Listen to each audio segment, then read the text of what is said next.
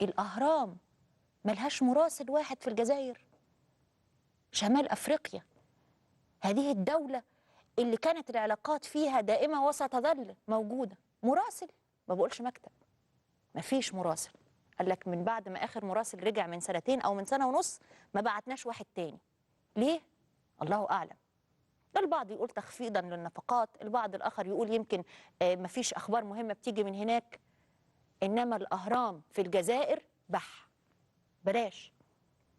لما تبقى الأهرام، ومرة تانية بحط 1000 خط أحمر تحت كلمة الأهرام قيمة وقامة، ما يبقاش لها مكتب في الخرطوم.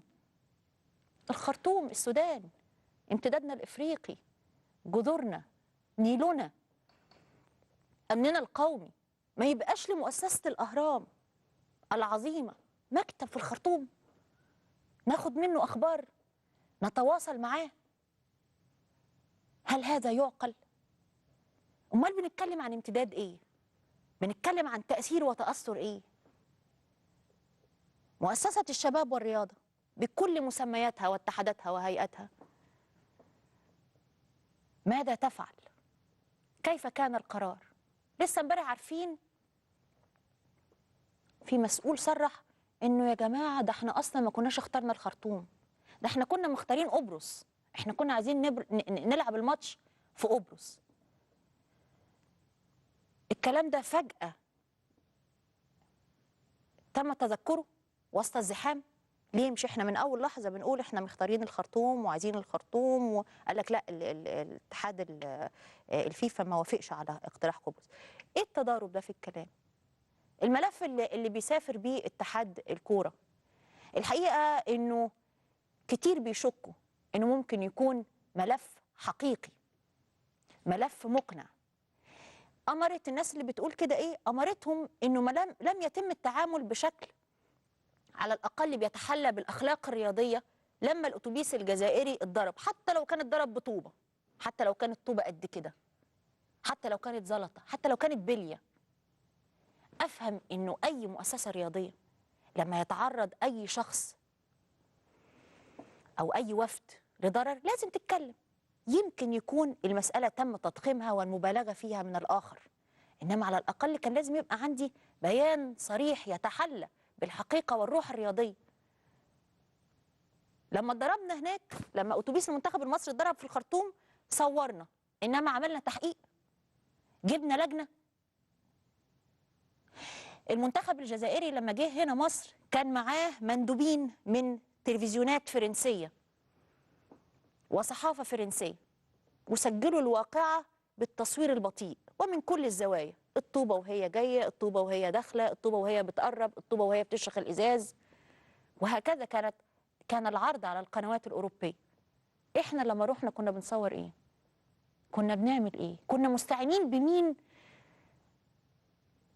من اعلام عالمي؟ ولا حاجه. احنا اتحاد الكوره راح امضى وجبه افطار واخذ ملفا الله اعلم يقنع من، وذهب الى جنيف. سيبك بقى من كل ده، حاله الانفلات الغير مفهومه. طيب عندنا ازمه والناس في حاله انهيار وتفاعل وبتكلم البرامج، البعض بيتكلم عشان يوصف حاله والبعض بيتكلم عشان يوصف وجع. مش قادره افهم ازاي هانت قيمه الاشياء عندنا بالدرجه انه مطرب اقصى انتصاراته ان هو وزع عدد كبير من السيديهات وانه الفتيات يرتمين في احضانه لما بيغني على المسرح. ازاي تجيله الجرأة وتمر هذه المسألة مرور الكرام انه يتكلم على الهوى ويقول على فكرة انا لسه مكتب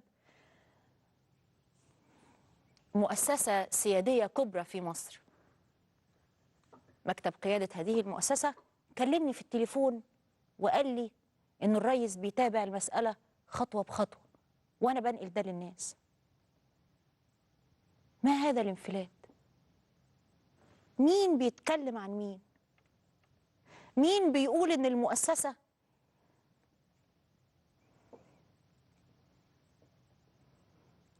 اللي تعتبر من أهم دعائم هذا البلد يتم الاتصال بهذا المطرب عشان هو يصرح للناس بلاش، اهو يمكن ما يكونش عارف تبعات اللي قالوا على الهوا. خلينا نتكلم في اللي عارفين تبعات اللي قالوا على الهوا. مسؤولين سياسيين في مصر صرحوا بتصريحات سببت كوارث. بعد ما صرحوا النهارده بالتصريحات العنتريه والناريه، تاني يوم رجعوا سحبوا التصريحات دي، وفضلت مؤسسات اخرى كثيره تحاول اصلاح ما افسدوه بتصريحاتهم. لا اريد ان اخصص، انما الحقيقه انه في حاله من الانفلات وعدم الامتداد وعدم التركيز وعدم الاداء بالمهام الاساسيه في كتير من مؤسساتنا. نيجي نتكلم على امتداد ايه؟ امتداد مصر في ايه؟ في تصدير الخادمات، مؤهلات عليا. هم دول اللي هيحملوا لواء الامتداد الاقليمي لنا. والوزيره التي كانت تدافع عن ذلك في مؤتمر الحزب بشكل كبير جدا وامام الناس وامام الكاميرات تقوم بتقبيل يد السيده الاولى علنا، حتى وان كانت هذه القبله تعبر عن حب حقيقي منها للسيده الاولى، وعن موده وعن علاقه خاصه ربما فيها الكثير من الاحترام والمعزه. لما تبقى وزيره سياسيه قدام الكاميرات مش فاهمه يعني ايه الرساله اللي بتبعتها للناس، ما هي الرساله التي تبعث؟ وتقبيل الايادي عندنا في مصر مختلف عن دول اخرى كثيره. يمكن يكون المبرر الشخصي لها حقيقي وصادق وبعيد عن النفاق والرياء، انما الصوره اللي بتصدر للناس ايه؟ ان وزرائنا بيعملوا ايه؟ وزراء يقبلون الايادي. ما حدث من البدايه للنهايه مشهد كاشف ومؤسف، لانه بغض النظر عن اي غضب وحنق وحزن من الاخر لازم نعيد النظر عندنا ونشوف مؤسساتنا ونعزز اساساتها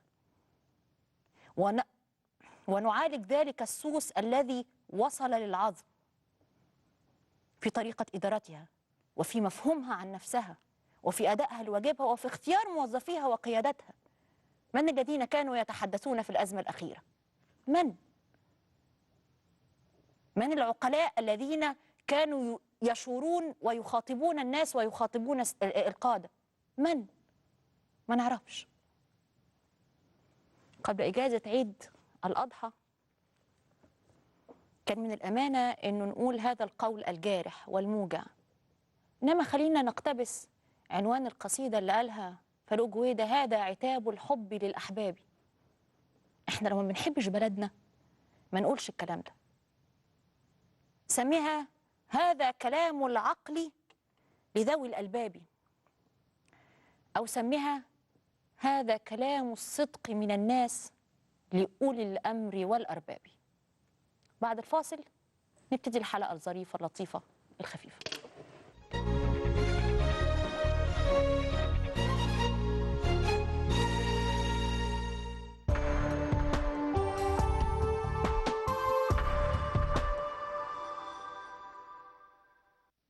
ابقوا معنا.